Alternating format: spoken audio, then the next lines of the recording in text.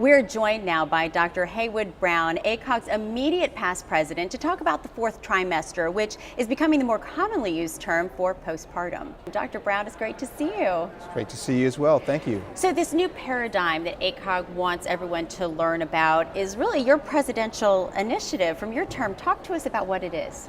Absolutely. The fourth trimester really was about redefining postpartum care, which is probably a forgotten period of the whole prenatal care delivery paradigm. But it's one of the most important aspects of follow-up for women after having a baby because of the many complexities that come with being a new mother. And so we sought out to really talk about redefining the importance not only of the postpartum visit for the mother, but also for providers. And that's what the fourth trimester really is. I think people don't realize that when you talk about maternal mortality, that over 60% of all maternal deaths occur postpartum. And unless we begin to kind of engage women and see them more often than, quote, the 6-week period, we really lose an opportunity for interventions. And that's really was the goal behind the entire presidential initiative, and that's what we've been talking about for the last number of years. And so where does it stand now? I mean, has this become something that people are familiar with? Are you still working to get the word out? Well, you always are working to get the word out, okay. But the task force was published. I was fortunate enough to have great leaders who led that task force, and now we've published the documents through ACOG. They were published in May, and we're out telling people about this. And so there are a lot of opportunities now for education of the patients, education of the providers, and so forth.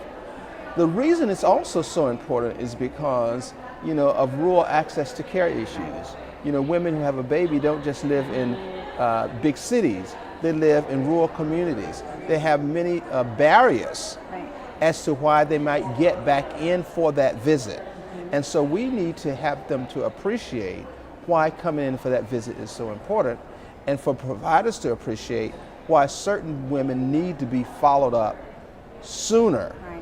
And so the new guidelines suggest that we see people between 2 and 4 weeks after having their baby for their initial visit. Okay. But then they have another visit at 12 weeks before they go back to their lives. Well, obviously that's important, but the numbers say 40% of women don't go to those postpartum visits, and it could be lack of resources, it could be a lot of things. How do you bridge this gap and help them get there and get the care they need? Part of it has been because we've sold this thing as, call your doctor and come in and see them in 6 weeks. That's been the old paradigm. But recognizing the fact that there are barriers, maybe there are socioeconomic barriers, maybe there are transportation barriers, maybe there are barriers to the importance of that visit in particular. And so we've had to go back now and talk about what are the checklist type things that we need to be doing. For instance, if we recognize the fact that 15% of women have postpartum depression, we need to be doing a postpartum depression screen on women between 2 and 4 weeks after they deliver. Okay. Now, you think about the patient who may have opiate issues. If you wait and see her at 6 weeks, she may have already had an opiate overdose. Okay. Women who have a cesarean delivery need to come in to have their wounds checked and be evaluated.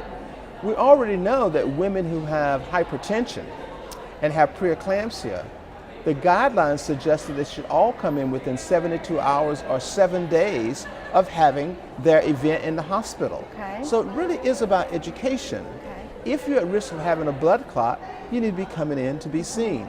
So there's certain women that we know need to be seen. Right. But what we're saying is that for the average woman, if the risk of postpartum depression is really up to 15%, and even higher for women who are maybe disadvantaged or from backgrounds that live in rural communities or having childcare issues and so forth, that's the reason for the change. Okay.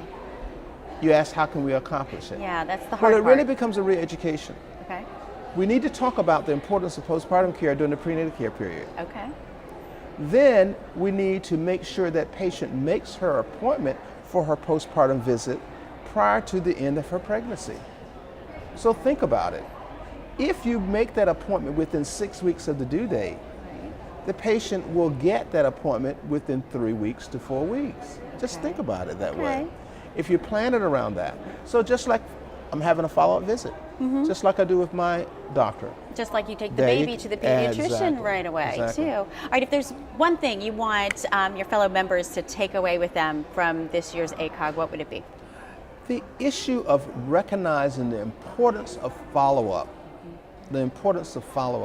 for things like breastfeeding continuation, which is important, for postpartum depression screening, which is important, for patients who've had a pregnancy complication, including a hemorrhage, that's important.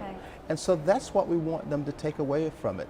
Use the guidelines that they have been given to establish a new paradigm for their patients and for themselves for postpartum care. Dr. Brown, it was a pleasure. Thank you so much for joining us. You're very welcome. Thank you for having me.